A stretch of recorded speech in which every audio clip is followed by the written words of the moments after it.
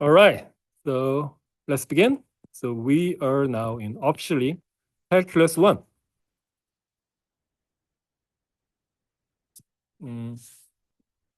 And the first chapter is about the numbers and the limit.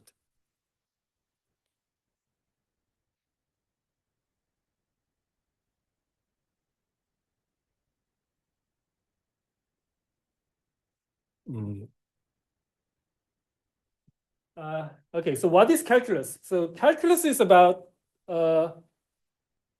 real numbers and the functions, and especially functions of the continuous functions, the changes. So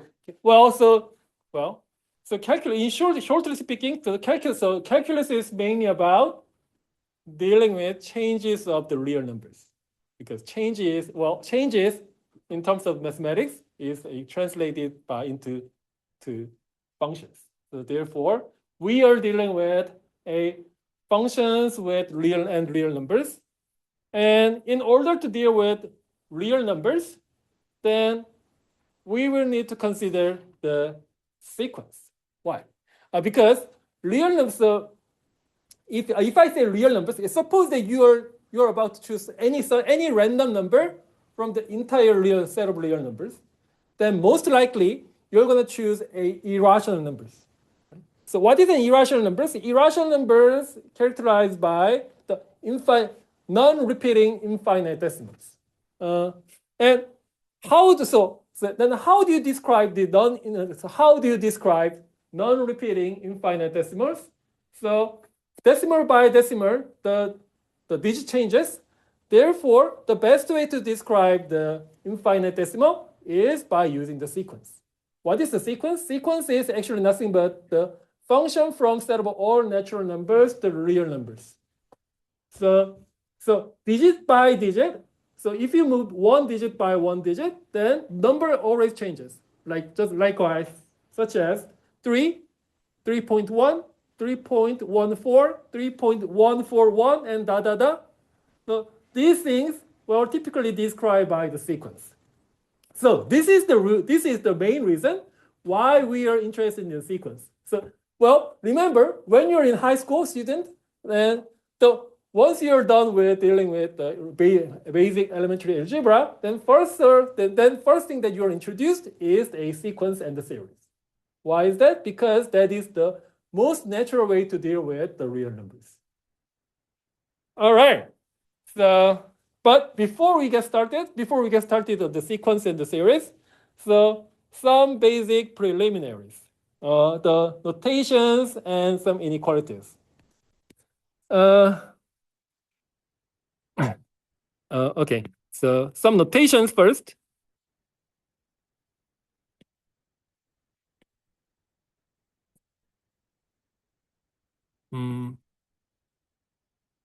This is a bold-faced letter N.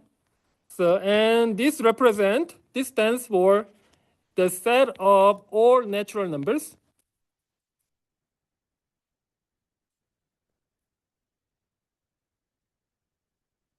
So set of all positive integers. And clearly this N is a short for the natural N, this N. And if I write a bold-faced letter Z, and this represent set of all integers, including all negative integers. So why Z? This Z is, I guess, as far as I understand, the Z came from the German, because the set of all integer in German, they say it is Zahlen. Yeah, I don't know. Well, so Z is from German. And the third one,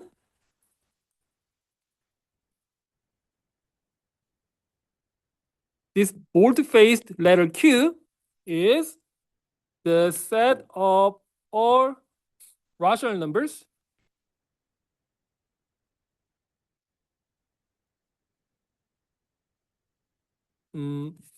why Q? Because typically rational numbers is represented by the quotient between two integers, right? So Q, quotient. Because of that, so we use the letter Q for rational numbers. And finally, our main guy, this boldface letter R, is the set of all real numbers.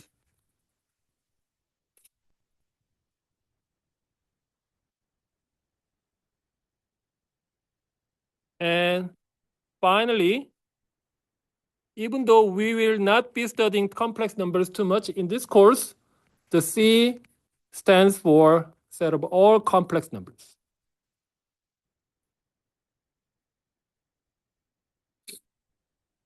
So these are some basic notations representing our number systems. And I'll be using these symbols a lot in this semester. And the next one, so we're going to study some basic inequalities.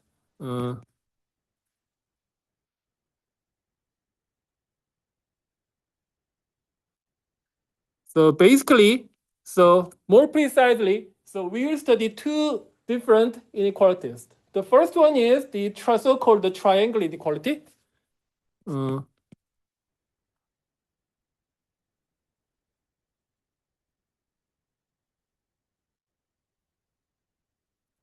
Yeah, although this name sounds very scary, but turns out to be not a big deal. Just this one.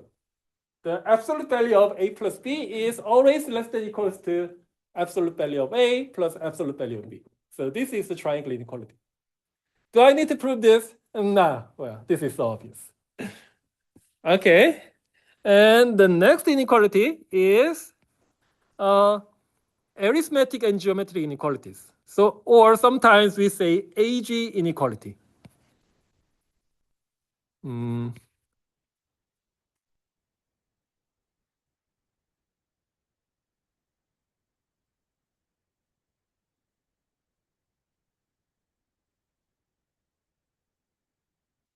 So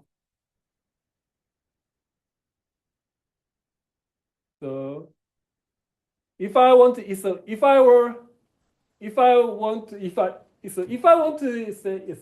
if someone asks me what is the most powerful inequality in freshman mathematics, then I will choose two different inequalities, and this is the first inequality. I think this is the most powerful inequalities in freshman calculus, the AG inequalities.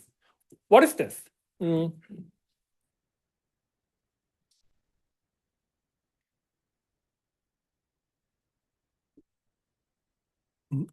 Okay.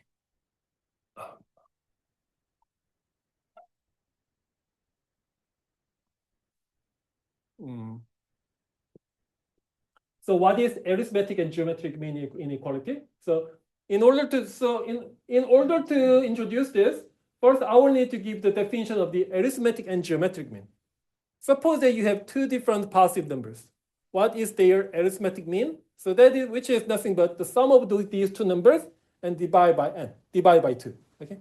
And geometric mean is the product of these two numbers and taking the square root. So that is a geometric mean. And according to this, the geometric mean is always less than or equals to the arithmetic mean of these two numbers, these two non-negative numbers. And this equality is only true when A is the same as B. So this is AG inequality. Have you ever tried to prove this? Yeah, probably yes. So there are many different ways to prove this AG inequality for two numbers. But the easiest proof should be something like this. First, we want to consider the square of A minus B. Since this is a square number, so this number is always greater than or equals to 0, right? And expanding this is A squared minus 2AB plus B squared. Okay?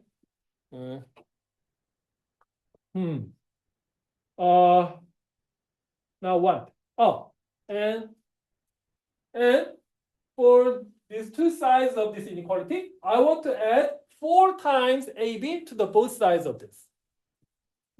So 4 times AB is, so adding 4 times AB, the left-hand side is just 4AB, and for the right-hand side, A squared plus 2AB plus B squared. Okay?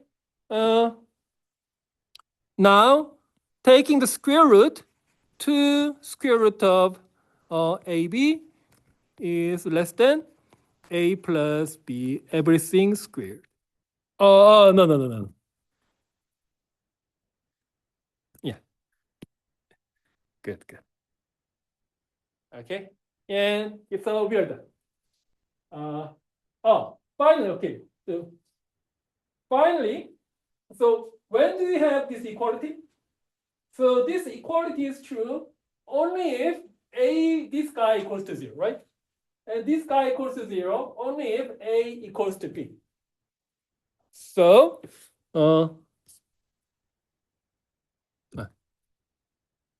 and the equality it holds for only if A is B. Okay, so this is the AG inequality for two numbers. Easy. But so we can actually do even more than this. So, well, because you can actually have AG inequality for arbitrarily many non-negative numbers. I mean, suppose that you have 5 different non-negative numbers. You can define the arithmetic mean for these 5 numbers and geometric mean for these 5 numbers. And for that case, the arithmetic mean is always greater than or equals to geometric mean. So how would you prove this? Yeah, now getting a little bit complicated because proving the AG inequality for arbitrary many numbers is not easy.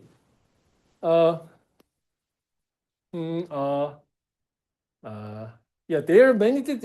Even though we have many interesting ways to prove the AG inequality for n different numbers and many numbers, but in our textbook, so they are proving this AG inequality using very interesting idea of mathematical induction, and I really want you to introduce this.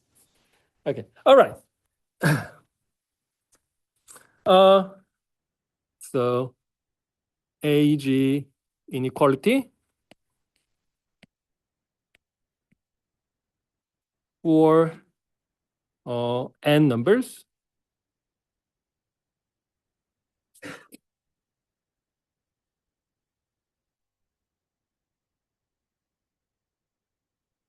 Suppose I have n non-negative numbers, so they are all greater than or equals to 0. And what is their arithmetic mean? Arithmetic mean is just nothing but average of these numbers. Is just 1 over n times the sum of all these numbers. This is the arithmetic mean, and geometric mean is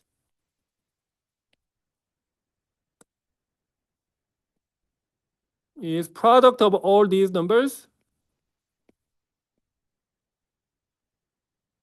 and taking the n square root of this. So this is geometric. Right? And AG inequality for n numbers, claiming that this guy, comparing these two, arithmetic mean is always greater than or equals to the geometric mean, and this equality is only true when all these numbers are all the same thing. So this is basically the idea of the AG inequality. All right, so let me try to prove this AG inequality for n numbers using induction. the first step is we will try the age inequality for 4 numbers. For simplicity, let me give them names. D, E, F. And these are all non-negative numbers. I want to prove the case when n equals to 4 by using age inequality for 2 numbers. First, I want to define a number, A, which is defined to be the average of C and D. And another number, B, defined to be average of E and F. Okay. Okay. Now, because of the age inequality for 2 numbers, A is the arithmetic mean of C and D. Therefore, A is greater than or equals to square root of C times D. And B is greater than or equals to the square root of E times F. Okay. Okay, good. On top of that, since C and D, they are all non-negative numbers, therefore, their average must be also, A must be also non-negative. Same is true for B. B is also non-negative. Therefore, applying the age inequality for these 2 numbers, the arithmetic mean of A and B should be greater than or equals to geometric mean of A and B. Okay, all right. Okay, now take a look on the left-hand side of this inequality. So the left-hand side is basically the average of A and B. But remember, A turns out to be nothing but the average of C and D, and B is also average of E and F. And taking average of everything, this left-hand side is average of C, D, E, and F, right? Taking average of these 2, taking average of these 2, and taking average of everything, it should be average of everything. So, well, if you don't trust me, just plug in this guy by this and this guy by that, and verify it by yourself. But anyway, this is the C, D, E, F by 4. On the other hand, this is square root of A times B, but because of this, A is always greater than or equals to square root of C and D, and B is greater than or equals to square root of E and F. Therefore, this side is CD times EF. Am I right?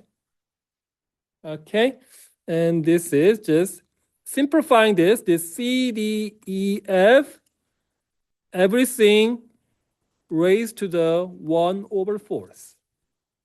Okay.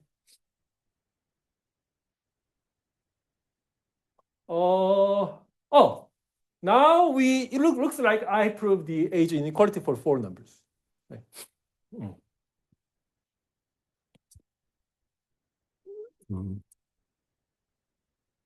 C, D, E, F. 4 is C, D, E, F.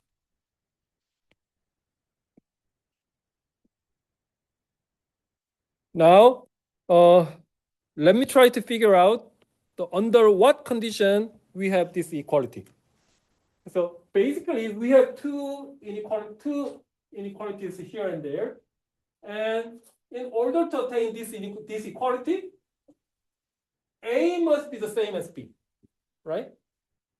And in order to attain this inequality, I will need to obtain this equality and this equality. And these two equalities is true only if C is the same as D and E is the same as F. Okay.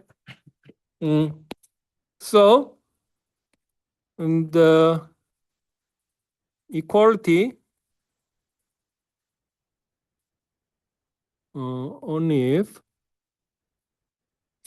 A is B and C is D and E equals to F. So combining everything, we have this equality only if C, D, E, F, they are all the things. Okay. All right. So now, we have the AG inequality for 4 numbers. All right. Now, what about 3 numbers? There must be AG inequality for 3 numbers, 3 non-negative numbers. For 3 numbers,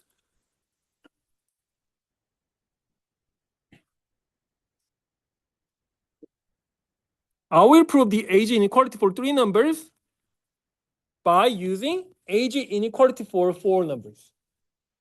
How? Okay. So in order to take advantage of the AG inequality for 4 numbers, but as you can see, we have only 3 numbers. So therefore, we will need to introduce 1 additional numbers. Okay, what number? So therefore, I want to introduce the 4th number, which is just the average of A, B, and C. Okay. Okay, so now we have 4 numbers, A, B, C, and M. And since they are all non-negative, therefore M is also non-negative. So we are okay to use the AG inequality for these 4 numbers. So because of the AG inequality for 4 numbers, the A plus B plus C plus M over 4 is greater than equals to A times B times C times M to the 1/4. Okay. Okay. Now I want to simplify this left-hand side of this inequality. But so the easiest way is just plugging in this guy into here, and you try to simplify. But you can still do that. But from my viewpoint, this guy is the same as n. Why? Because A time plus B times C, A plus B plus C plus the average of ABC.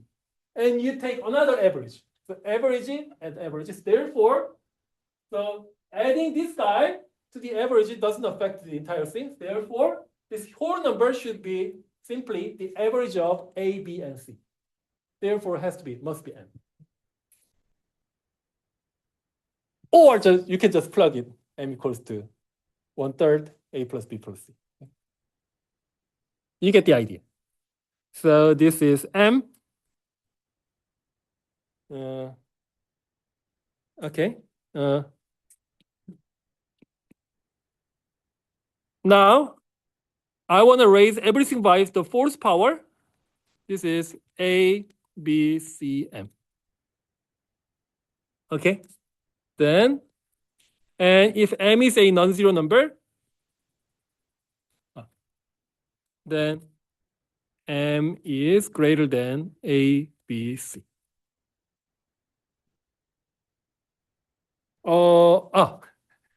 Third. Sorry. So 1/3 A plus B plus C is greater than cubic root of ABC. And so finally, under what condition do we have this equality? We have this equality only if A, B, C, and these 4 numbers are all the same thing. But remember, M is nothing but the average of these three. Therefore, this equality is only true for when A, B, C, they are all the same numbers. Okay.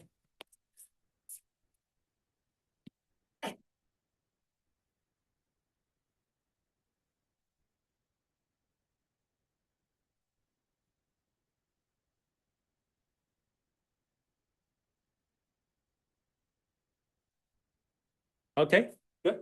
Yeah.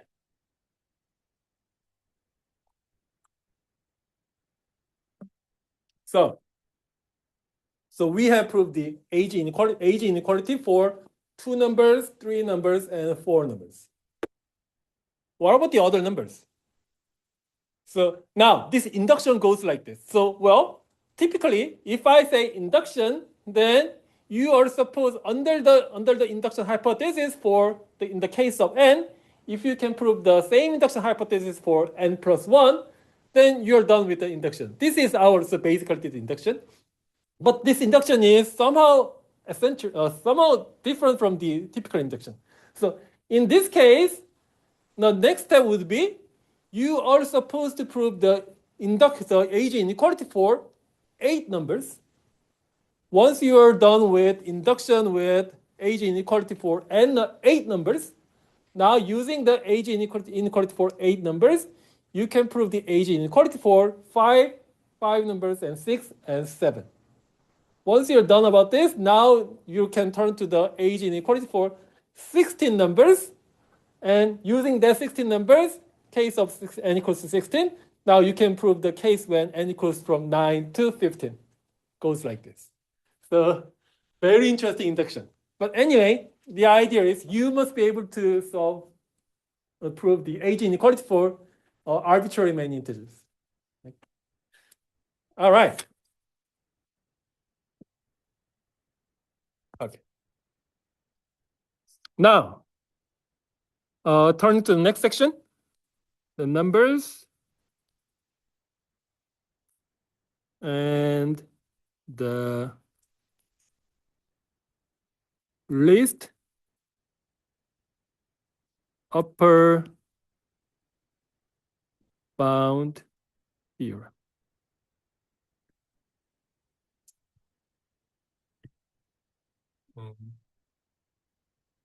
Upper bound. Well, so before we get started, so I want to give you the definition of the upper bound. So what is an upper bound? Takes time. Yeah.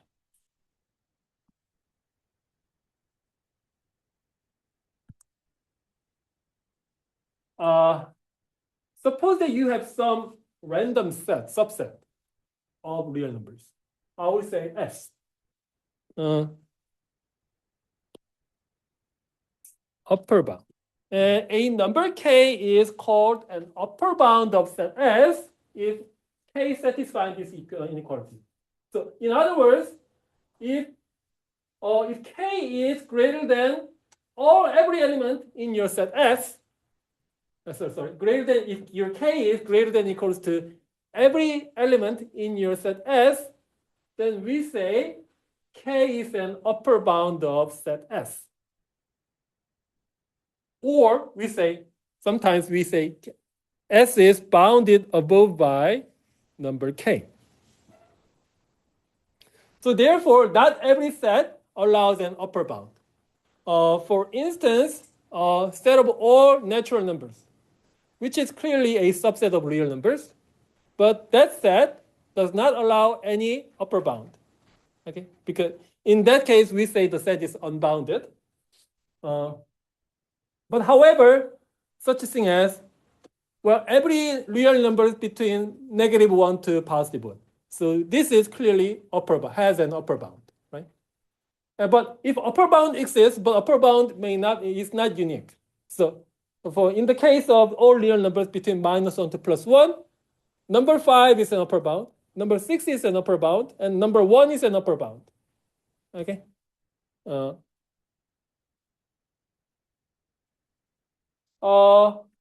Likewise, we have a notion of the lower bound. If a number K is less than equals to every x in set S, we say that this guy K is a lower bound of set S. And in other words, or we say the set is bounded below by K. So this is the idea of the upper and lower bound of set.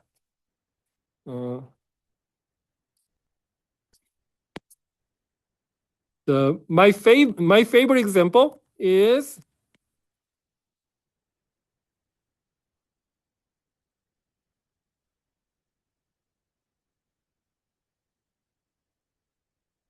this is all set of all real numbers such that whose square is less than 2.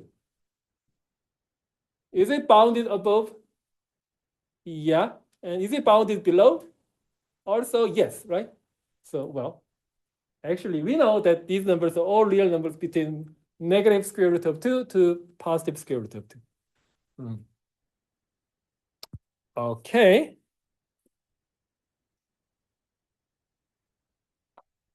But there is a very special upper bound or lower bound, so which is called the least upper bound.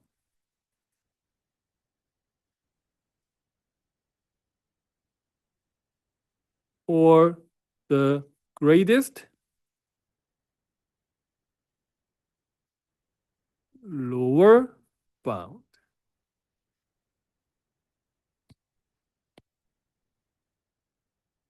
Suppose I have set S, a subset S has an upper bound.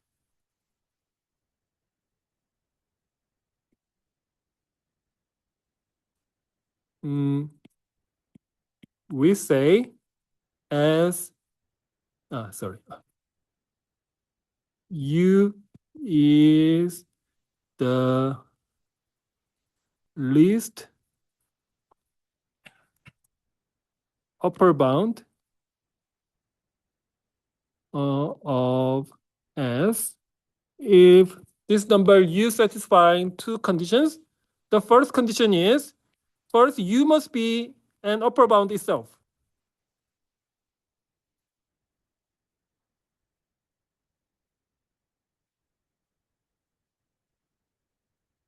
And condition number 2 is so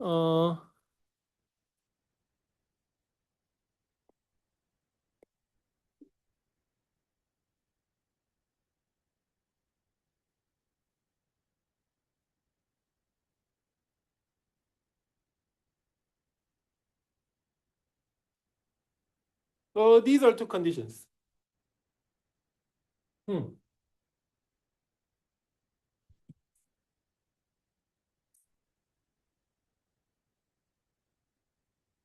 So what are these two conditions? In order to be the least upper bound of S, first, the number U must be itself should be an upper bound of set S. And condition number 2 says, for any other number that is less than U, fails to be an upper bound of set S. Even if if the number K is slightly smaller than number U, then that K cannot be an upper bound. So this is the definition of the least upper bound. So in other words, just consider, well, if your set is bounded above, then that set may have many different upper bounds, right? And the least upper bound is the smallest possible upper bound of set S. So this is the least upper bound. Likewise, we have the notion idea of the greatest lower bound.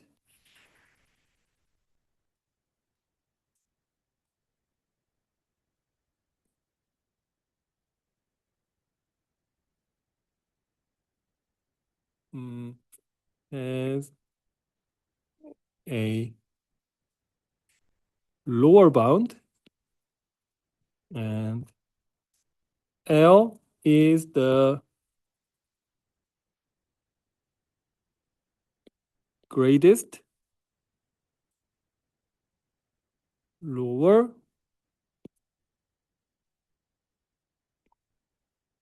bound of S if first L must be and a lower bound S, and if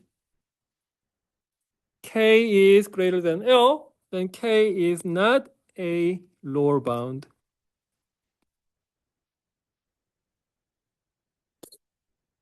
Of S. So this is the greatest lower bound. So the same thing, almost the same thing. But well, if just the greatest lower bound is the greatest, well, the maximum possible lower bound of set S. So L must be a lower bound, and any number if your K is slightly bigger than number L, then K cannot be a lower bound of S. So this is the greatest lower bound.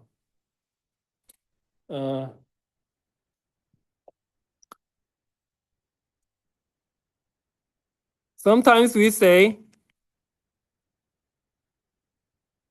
this is if U is the least upper bound of S, then sometimes we say abbreviate by LUB of S. So because best message, we are so lazy to write down the least upper bound. So if I say, from now on, if I say LUB of S, then you should understand it as a least upper bound of S. Or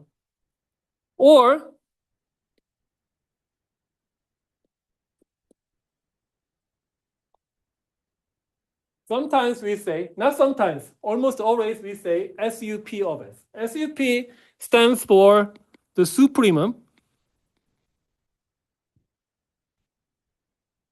of S. And for the greatest lower bound, so GLB of S, the greatest lower bound of S, or also sometimes it is denoted by INF of S. INF stands for the infimum.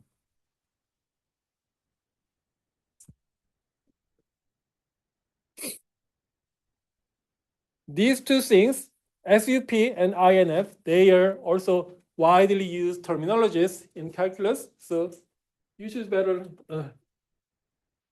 know them. Okay, so these are the least upper bound and the greatest lower bound.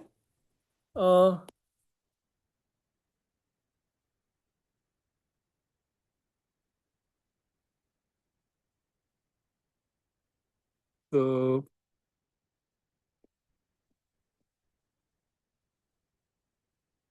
I have this guy, S0, which just contains 3 elements, -1, 0, and, oh, sorry, +1. Thank you. Is it bounded above and bounded below? Yeah, absolutely. What do you think is its least upper bound? Just 1. And the greatest lower bound is -1.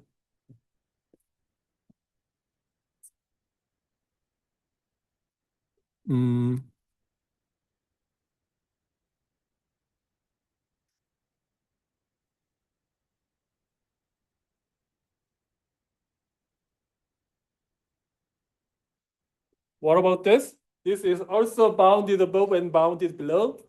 Its greatest upper bound is, sorry. Least upper bound is the square root of 2, and greatest lower bound is negative square root of 2.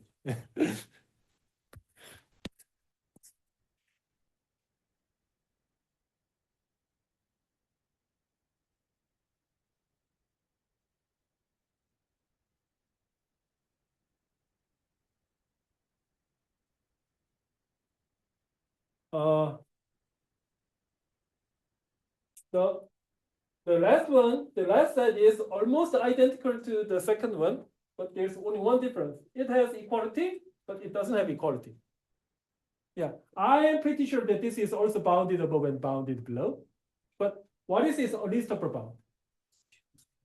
still minus square root of 2, and its radius lower bound is still negative square root of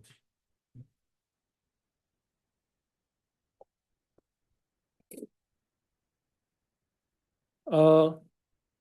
So this is very, I just came up with very silly questions.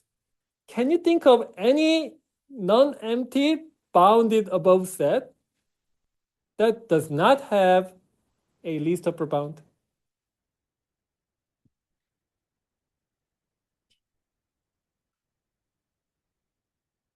In other words, is every non-empty bounded above set allows a least upper bound?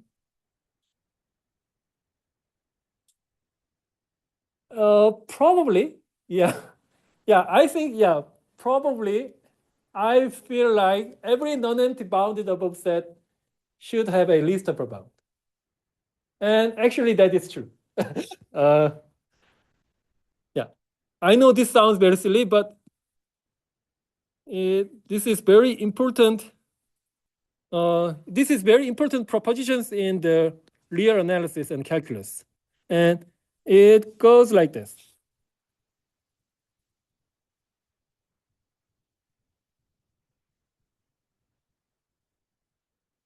The least upper bound theorem. Sorry. I should be adding a slightly minor conditions.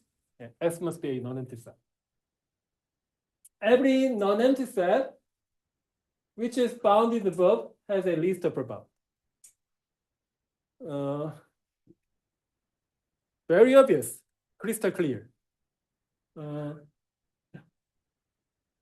Right, so this theorem actually answers my questions. That is, therefore, if your set is bounded above and non-empty, then there must be a least upper bound of this set, right? Likewise,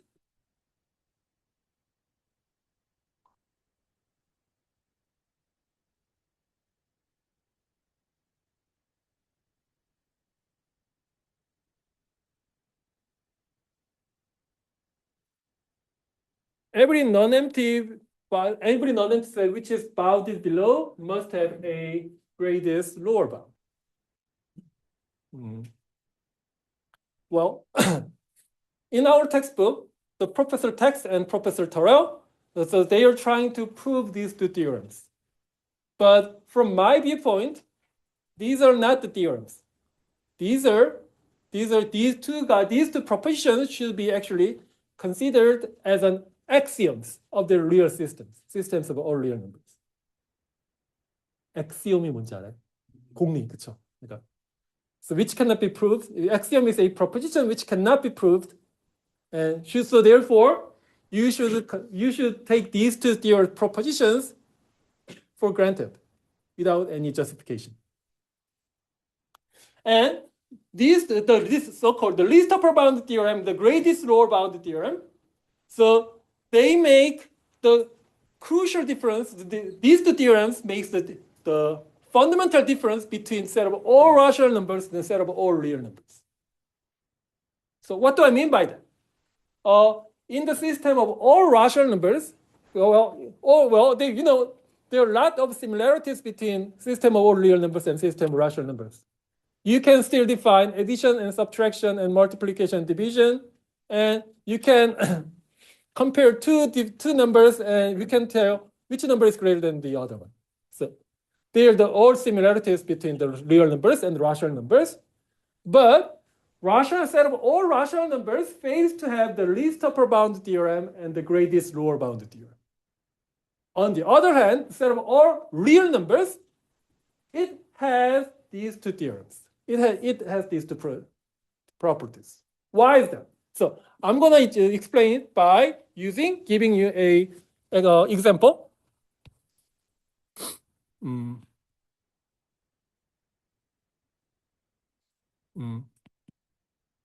These propositions do not hold in set of all rationals. For instance,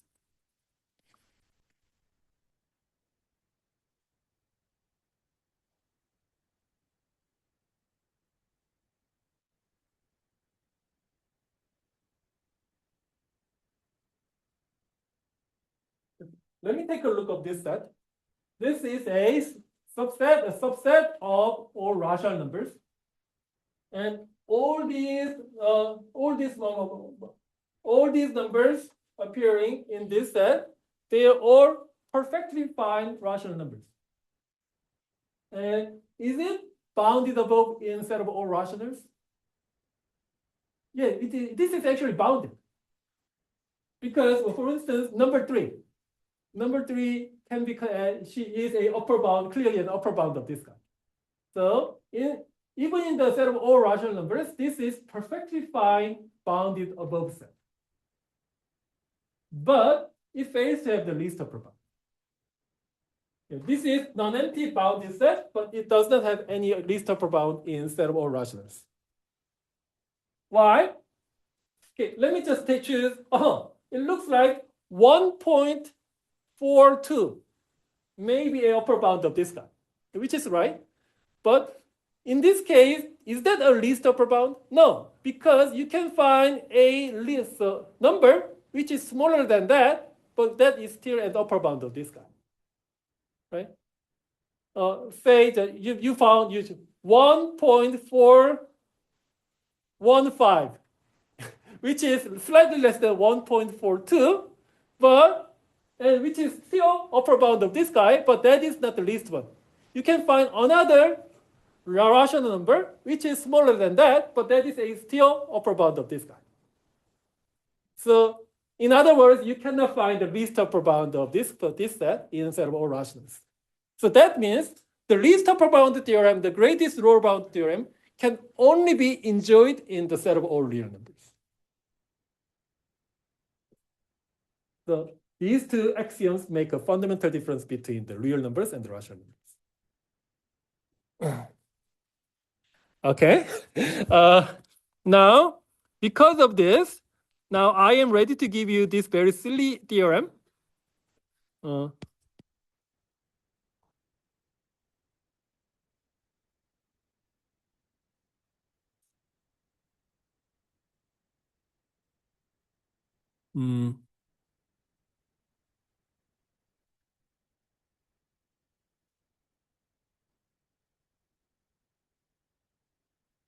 The existence of the square root of rational numbers. The existence of square root is only guaranteed by using the least upper bound theorem, the greatest lower bound theorem. If you do not have these two axioms, then existence of such a square root may not be guaranteed. Okay. Yeah. All right. Now, turning to the next section.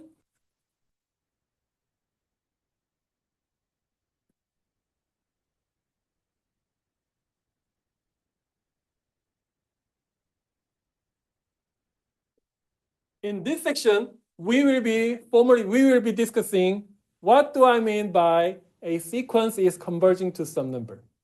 Or we will be talking about the rigorous definition of the limit of the sequence. All right. Yeah. Okay. So what is the definition?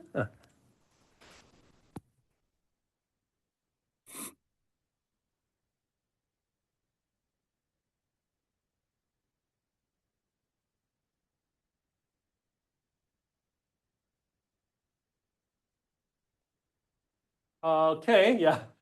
This is quite a lengthy definition, but let me try to understand it line by line, one by one. And first, so it is trying to define a sequence. What is a sequence? Our textbook says the sequence is nothing but the list of numbers. Okay.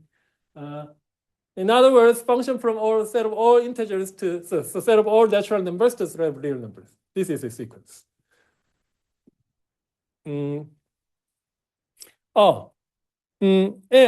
Just one more thing. So, well, there are two different types of sequences. So finite sequence and infinite sequence. But in our course, we do not care about the finite sequence. Therefore, from now on, if I say sequence, then you should be understood as an infinite sequence. And these numbers consisting the sequence A1, A2, A3, AN. So these are called the each of these numbers called to be the terms of the sequence. And on top of that, these small subscript. I usually refer these numbers as an index of the terms. These are indices. Now we are ready to give you the formal definition of the limit of sequence. Okay, we say that infinite sequence converges to a number S, number A. This definition is given like this. For any positive real number epsilon, you must be able to find an integer, large N, satisfying the conditions stated below. So what condition?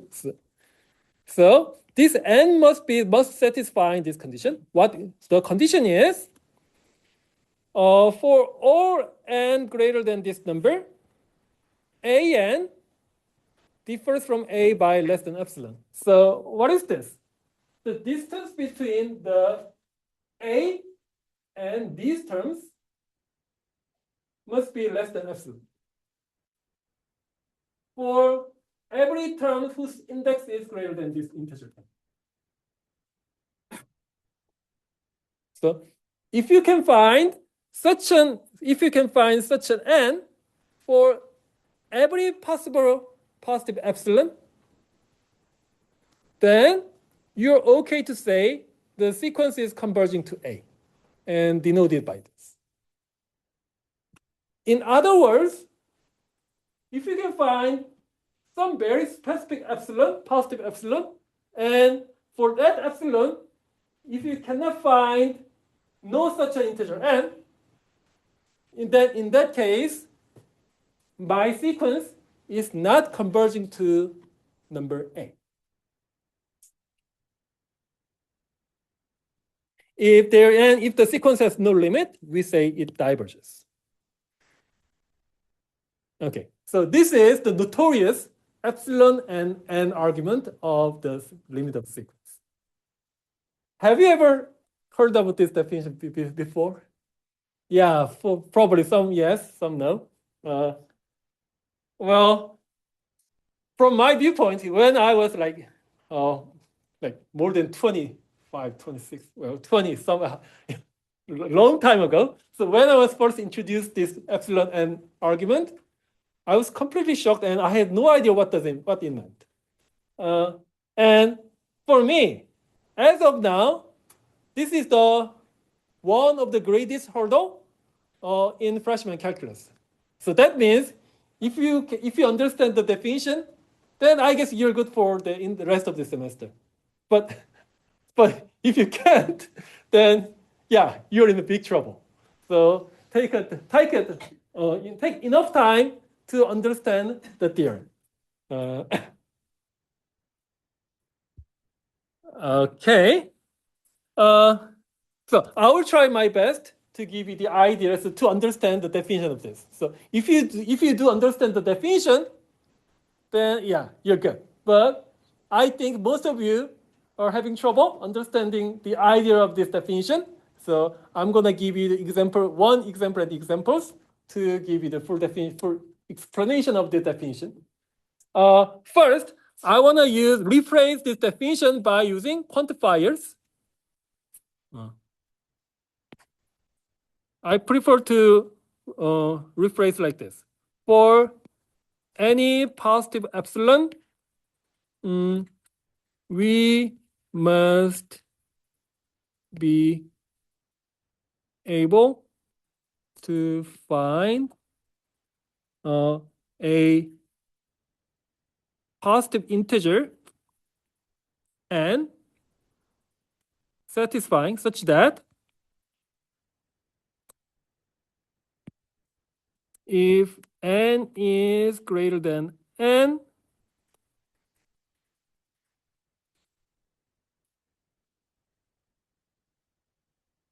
is less than epsilon.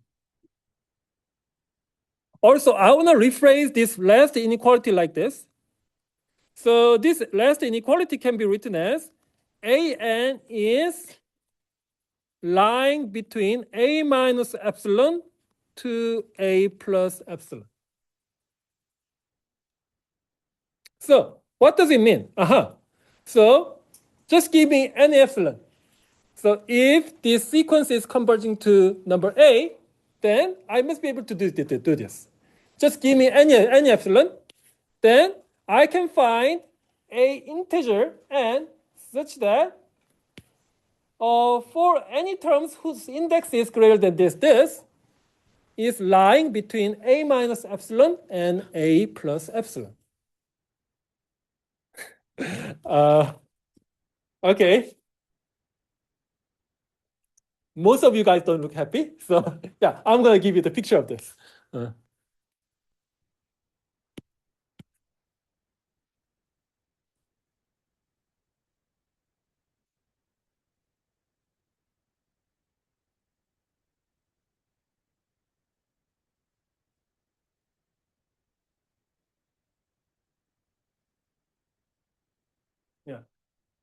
I tried to draw a sequence in two-dimensional plane.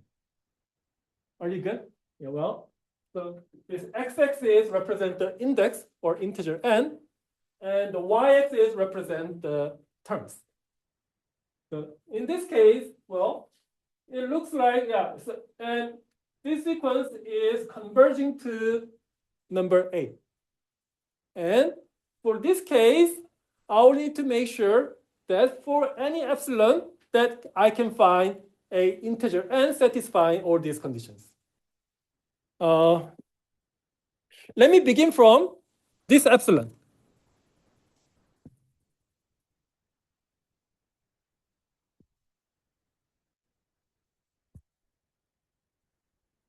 Okay, so say that the distance between this point to that point is my epsilon. And let me see if I can find such an integer large n for this, like this given epsilon.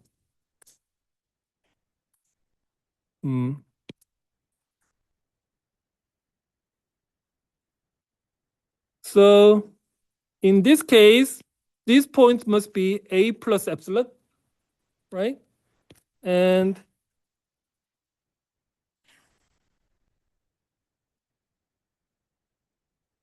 this point must be A minus epsilon.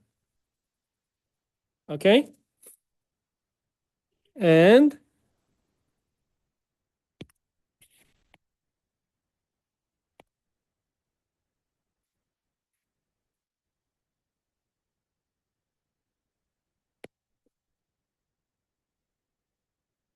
okay, for this given epsilon, what would my n be?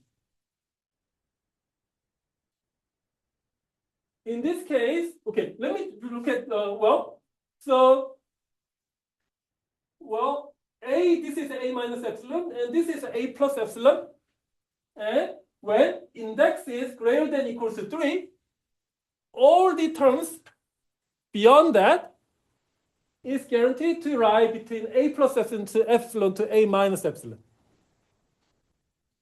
Therefore, for this epsilon, my n would be 2.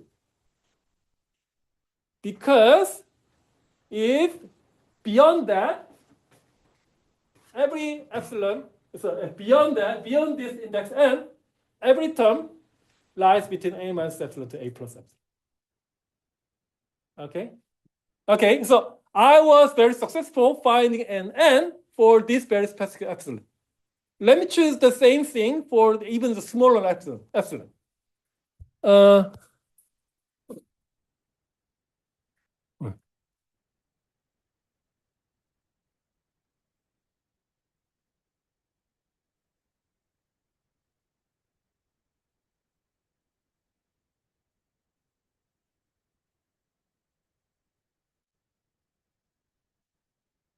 This time around, yeah, I have chosen, this is my epsilon. The distance between from here to there is my new epsilon, yeah, which is much smaller than the previous one. So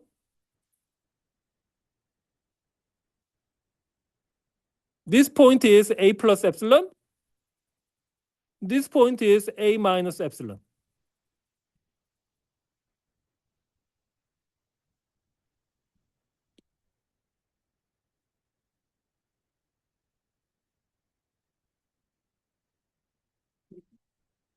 Okay, all right.